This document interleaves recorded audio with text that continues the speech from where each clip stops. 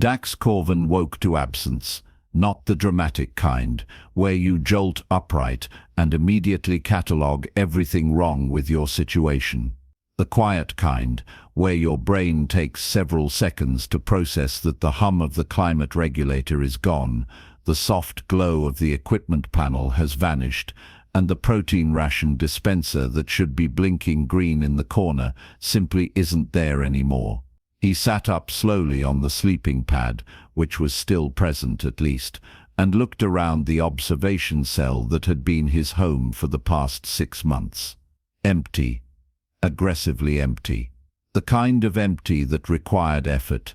The storage lockers. Open. Bare. The utility shelf. Gone entirely, mounting brackets and all.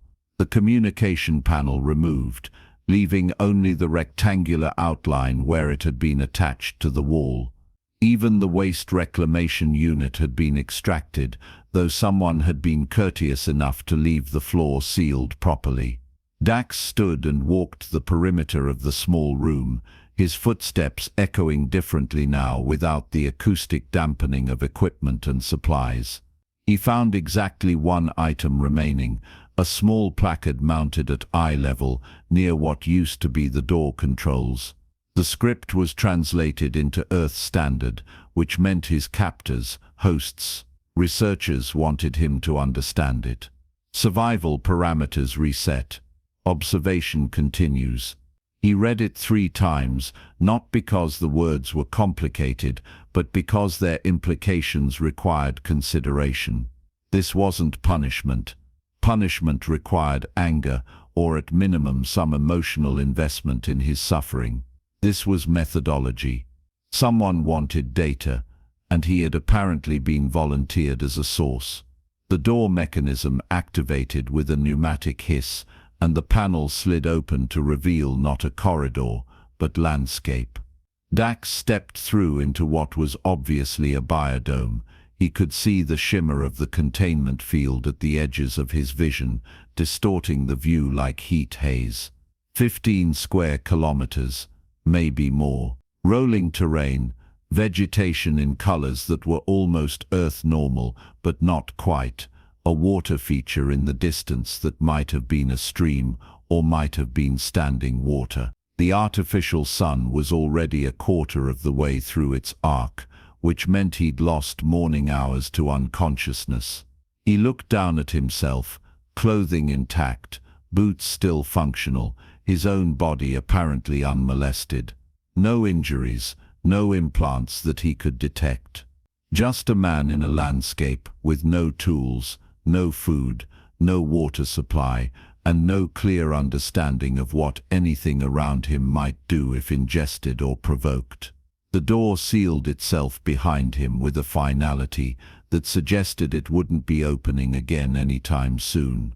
Dax stood there for a long moment, breathing air that tasted faintly mineral and watching small flying creatures, insects, probably, or the local equivalent, trace patterns through the vegetation. Then he sat down right where he was, cross-legged on the alien grass, and began to watch. The Velthic researchers monitoring feed designation 47 human singular noted this behavior with interest. Most species, when introduced to the deprivation scenario, immediately began foraging or seeking shelter or attempting to return to their origin point. The human sat motionless for 3 hours and 47 minutes, occasionally turning his head to observe different sections of the environment, but otherwise demonstrating no survival behaviors whatsoever. One researcher postulated that the human might be catatonic. Another noted that his eye movements suggested active processing. They continued recording. Dax was learning the terrain through the oldest human technology, patient observation. He watched which direction the flying insects traveled most frequently, toward the water feature, which confirmed it as a reliable source. He noted which plants the small mammal analogues browsed, and which they avoided entirely. He observed where shadows fell as the sun moved, identifying which areas would offer shelter from heat, and which would become exposed. He tracked the wind, noting that it followed consistent patterns rather than random gusts, which suggested the biodome had environmental controls that cycled predictably. He didn't touch anything. Not yet. Touching things without understanding them was how you died quickly, and Dax had no interest in providing that particular data point. When the sun had moved past its zenith, and the shadows began lengthening in the opposite direction, he finally stood. His legs had gone stiff from sitting, which was inconvenient but not catastrophic. He walked a wide perimeter at a steady pace, not exploring so much as mapping. He found the stream, definitely a stream, flowing from a source somewhere beyond a rocky outcropping and disappearing into what looked like a marsh area several kilometers away. He found a cave system, partially concealed by vegetation, with multiple entrance points. He found what appeared to be territorial markers from some of the larger fauna, scat piles and scratch marks on trees, and noted their locations carefully. He didn't enter the caves. He didn't drink from the stream yet. He didn't harvest any of the appealing-looking fruit growing on the lower branches of the tree analogues. He just mapped, mentally cataloging elevations and distances and the relationships between different ecological features. By the time the artificial sun began its descent toward evening, Dax had covered roughly a third of the biodome and had developed a working hypothesis about its structure. 3 distinct ecological zones: the grassland where he'd started, a denser forest area with larger vegetation, and the marsh region where the stream terminated. Each would have different resources and different challenges. He returned to an area near his entry point, not exactly where he'd started, but close enough to establish familiarity, and selected a rocky overhang that would provide shelter from rain if the biodome included weather patterns. Then he sat down again and watched the sun set. The Velthic researchers noted that the human had not attempted to secure food or water despite having been ambulatory for over 6 hours. This was unusual but not unprecedented. Some species could survive extended periods without intake. They increased monitoring sensitivity and waited. Dax slept poorly that first night, which was expected. His body didn't trust the situation yet, and every sound pulled him toward waking. But he didn't panic, and he didn't exhaust himself by staying fully alert. He drifted in and out, noting the nocturnal sounds, different insects, different animal movements, and adding them to his growing database of environmental information. Morning came with condensation. Heavy dew covered everything, and Dax spent the first hour of daylight observing how water collected on different surfaces. The broad-leafed plants acted as natural funnels, channeling moisture toward their bases. The rock faces wept in vertical streams. The depression in the stone near his overhang had accumulated a small pool. This was important. This was the first system. He found the broadest leaves he could reach without climbing, still not ready to test his weight on alien branches, and carefully detached them from their stems using the edge of a sharp stone. He arranged them in a cascade pattern, each leaf slightly overlapping the next, all directing toward the natural depression in the stone. It wasn't elegant. It looked like exactly what it was, a crude funnel system made by someone without tools. But when he checked it the next morning, the depression held 3 times as much water as it had collected naturally. Replicable. Scalable. The foundation of not dying from dehydration.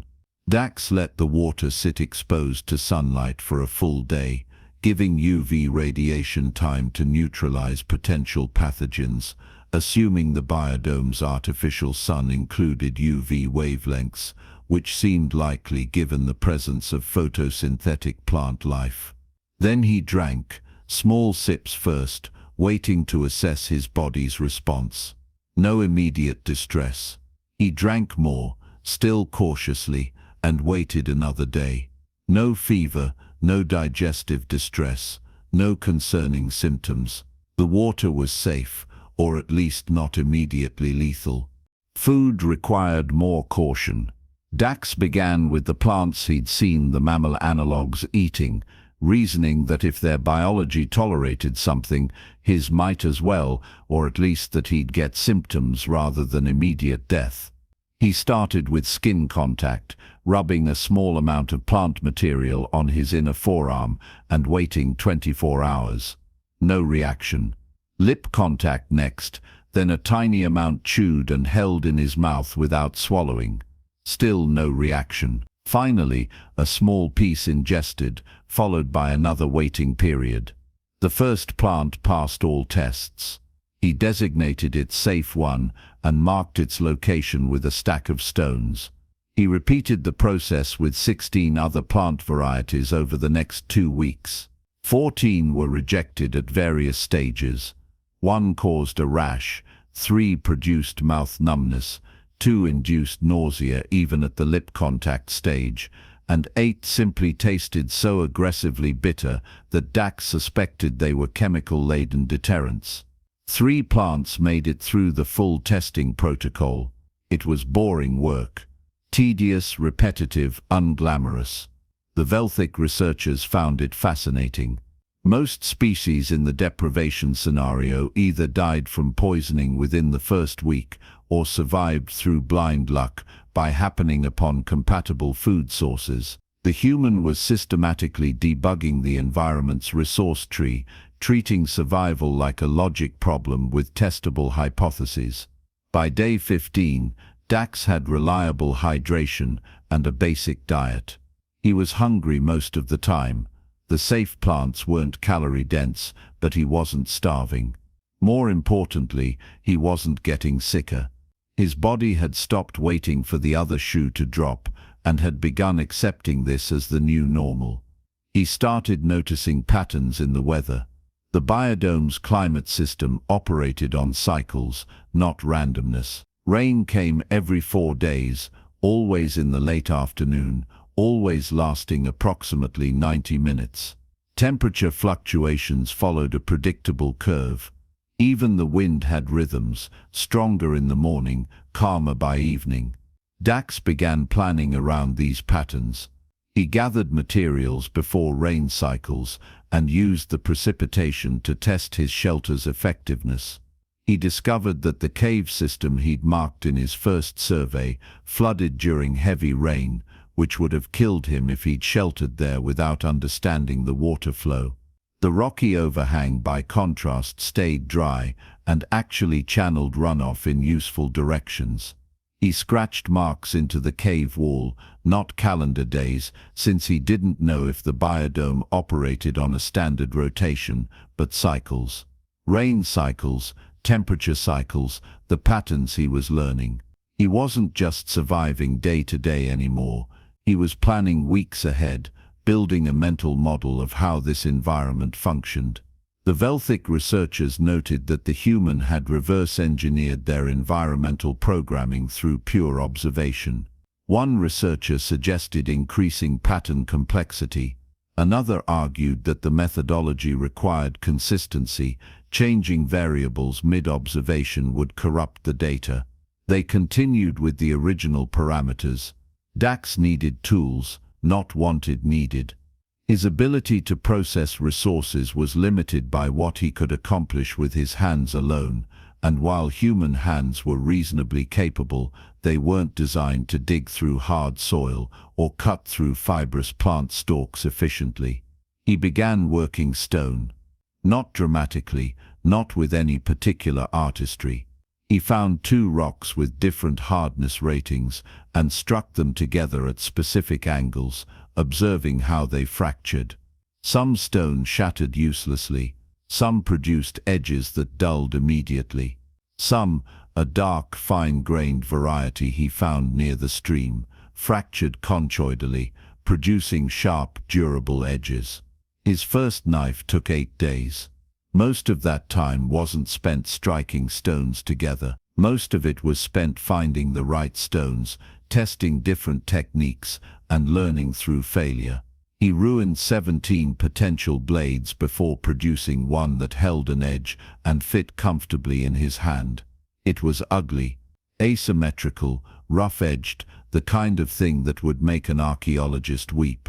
But it cut plant stalks cleanly, and that was all Dax needed it to do.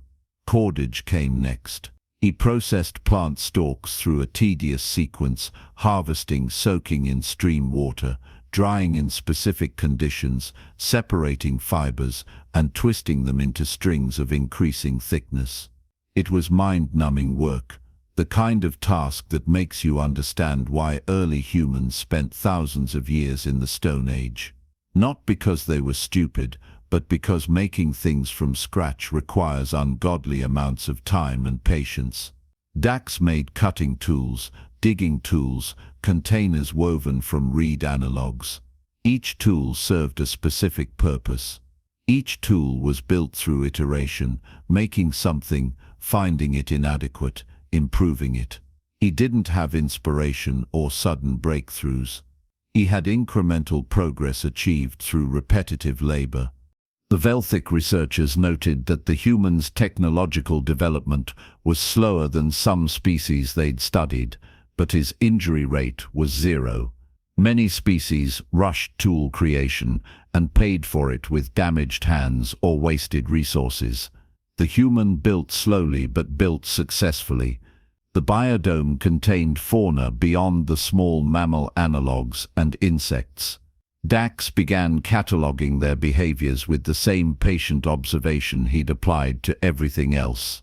The larger herbivores, quadrupeds, roughly the size of earth deer, were active in early morning and late evening, browsing in the grassland areas. They were skittish but not aggressive, avoiding rather than confronting. The mid-sized omnivores traveled in small groups and showed territorial behavior around specific feeding areas. Dax learned their ranges and scheduled his gathering to avoid conflicts. Direct competition for resources was inefficient. Better to use territory that wasn't being actively defended. Predators existed but were rare.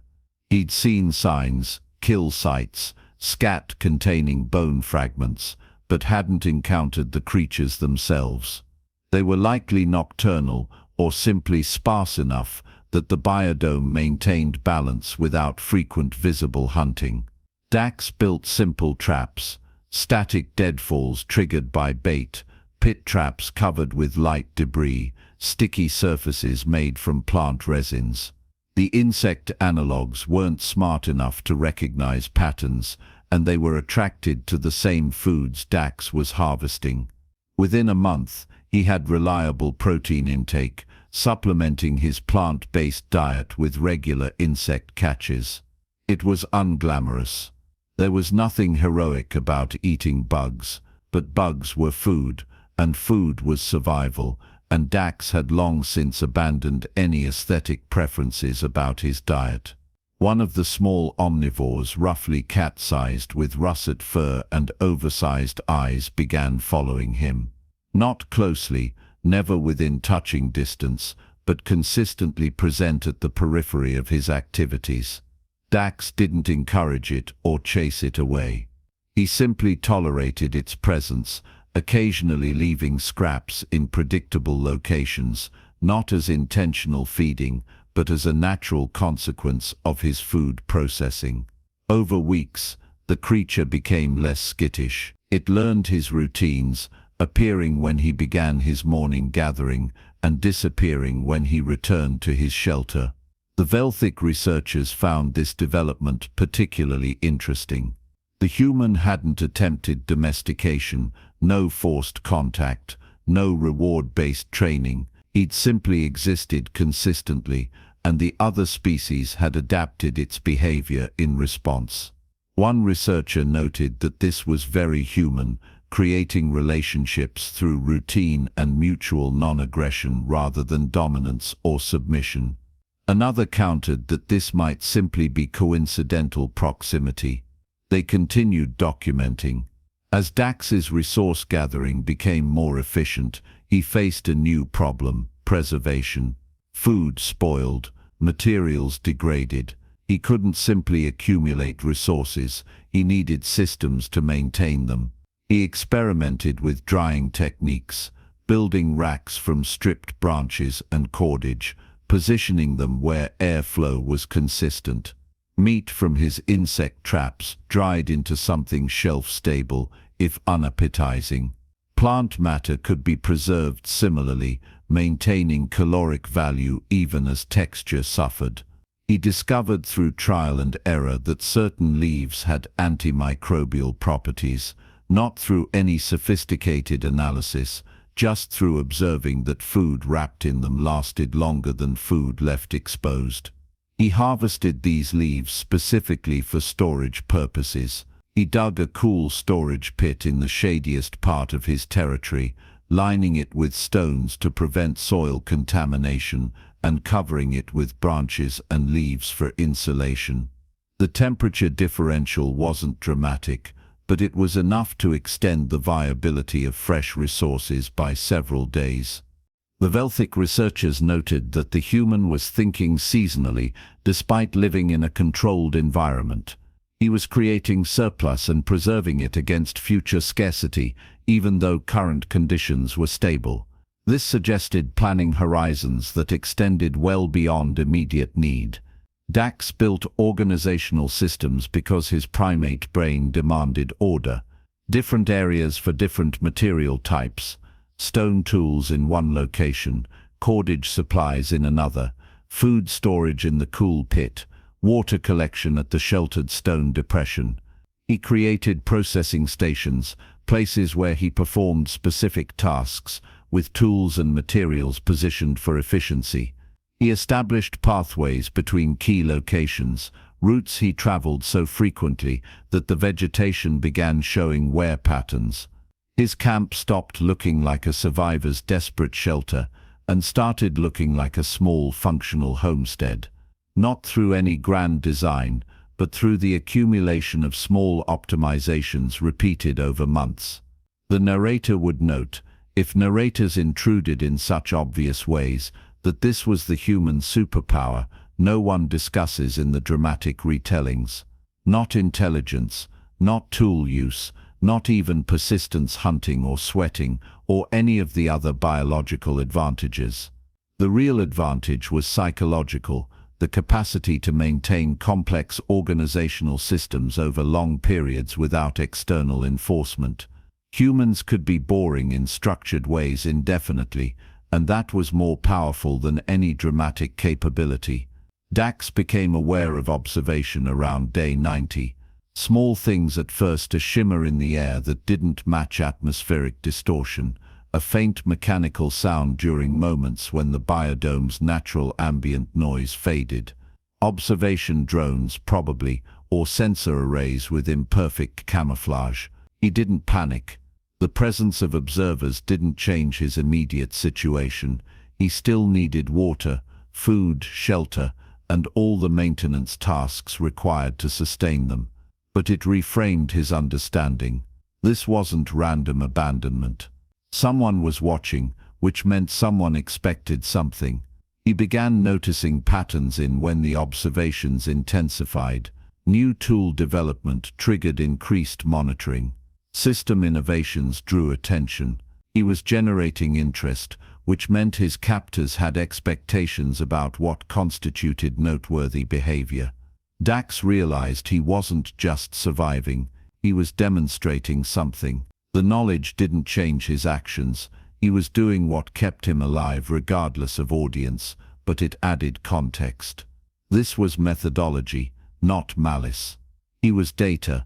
The irony wasn't lost on him. He'd become aware of being an experiment, and rather than resenting it, was analyzing the experimental design. Very human, that. The compulsion to understand systems extended even to systems designed to observe him.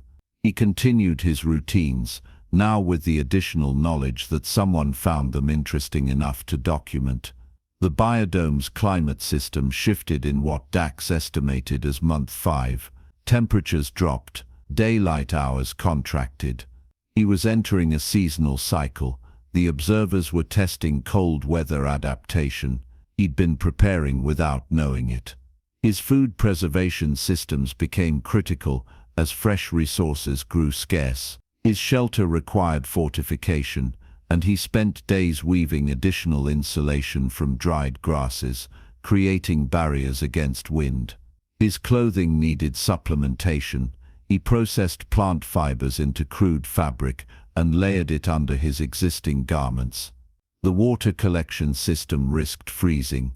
Dax moved it to a more sheltered location and discovered that certain plant saps could seal gaps against wind when allowed to dry. The process was tedious, harvesting sap, testing different application methods, waiting for results, but it worked. The small omnivore that had been shadowing him for months began sheltering closer to his camp, apparently seeking warmth near his fire.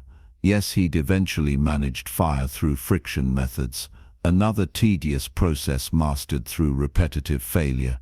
Dax adjusted his wood gathering to account for the additional body drawing heat, not out of altruism, but because the creature's presence had become part of his routine. The Velthic researchers noted that the human's preparation had been anticipatory rather than reactive. He'd built systems during abundance to sustain him through scarcity. Many species only innovated under immediate pressure. Humans apparently innovated under the expectation of future pressure. One researcher observed that this represented a fundamental difference in cognitive architecture. Humans could suffer voluntarily in the present to avoid suffering involuntarily in the future. The boring work of preparation, executed before crisis, made it necessary. Dax was cold and bored and somewhat hungry throughout the winter cycle, but he wasn't desperate, because he'd done the boring work months ago. Months became a year, or what felt like a year based on his cycle counting. Dax's systems matured. His toolkit expanded with specialized implements, different knives for different purposes, various sizes of cordage, containers with specific functions. His knowledge of the terrain became encyclopedic. He knew which plants fruited when, where specific minerals could be harvested, how to predict the behavior of every species in the dome.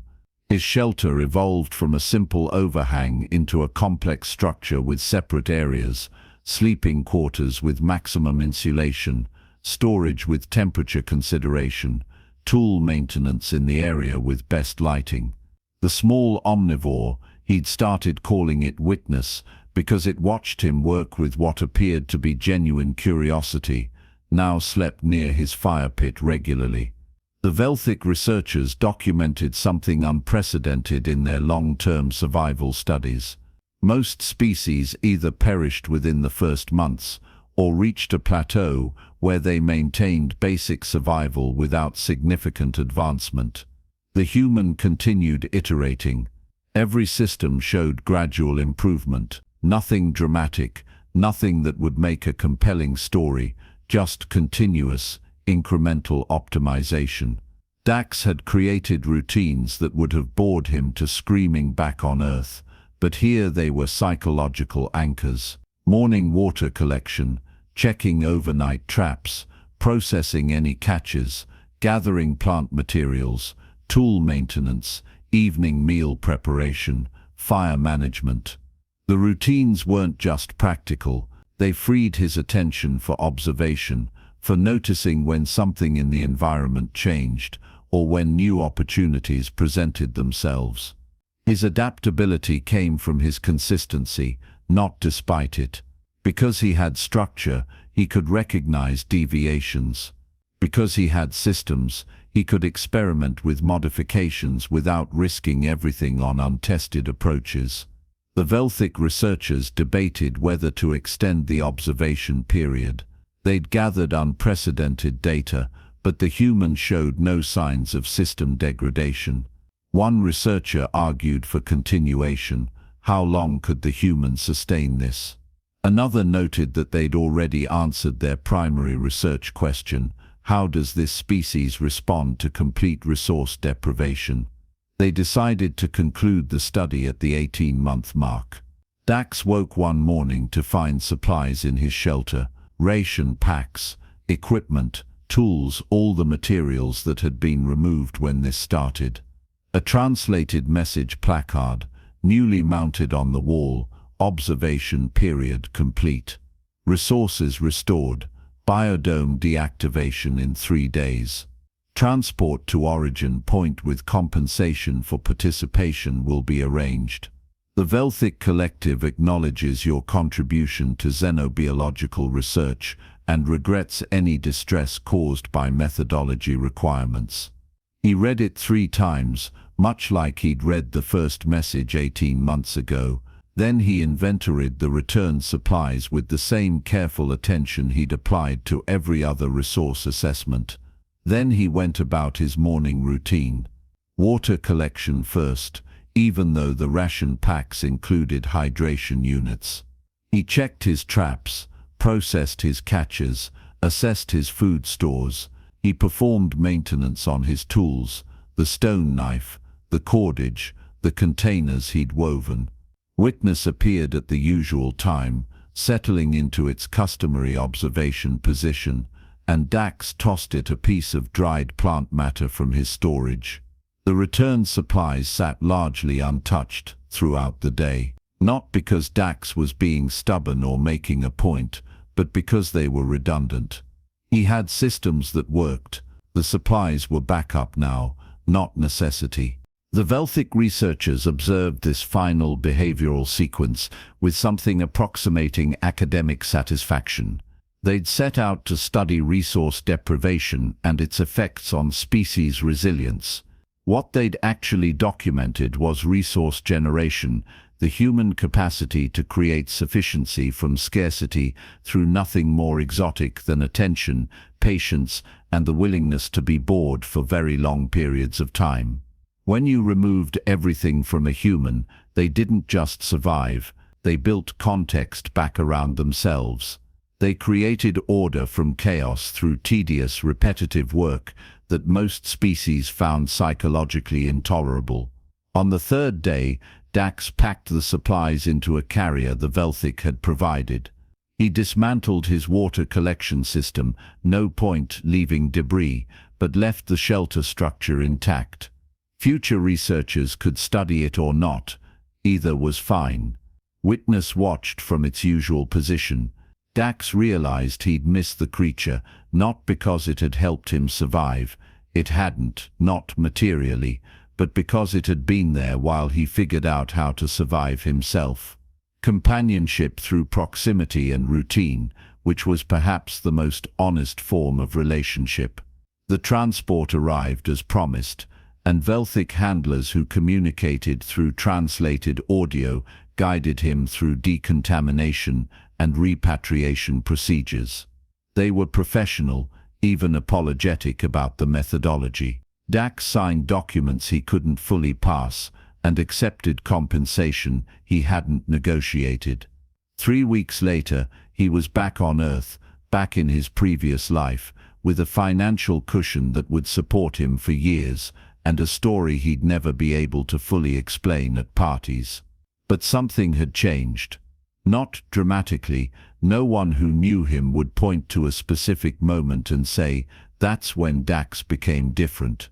Just gradually. He noticed patterns other people missed. He built systems for managing daily life that seemed excessive to friends, but felt necessary to him.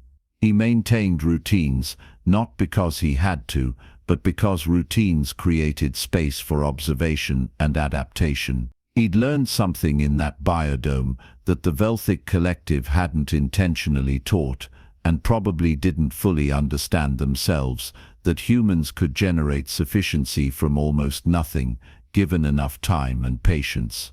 That the boring work of building systems was more powerful than dramatic gestures. That survival wasn't about overcoming your environment, but about learning it well enough to exist within it sustainably. The study was over, but the knowledge didn't deactivate. Dax had become someone who knew how to live deliberately, rather than accidentally, who understood that the real human advantage wasn't strength or speed or even intelligence, but the capacity to be systematically boring for extended periods while the rest of the universe waited for something more dramatic to happen. And sometimes, in the evening, when he was maintaining his various routines in his small apartment, he thought about Witness still in that biodome, probably, or released to wherever the Velthic sourced their fauna, and wondered if the creature remembered the human who had built systems and shared scraps and existed consistently enough to earn its trust. Probably not. Witness was an animal with limited memory and simpler concerns, but Dax remembered, and that was enough.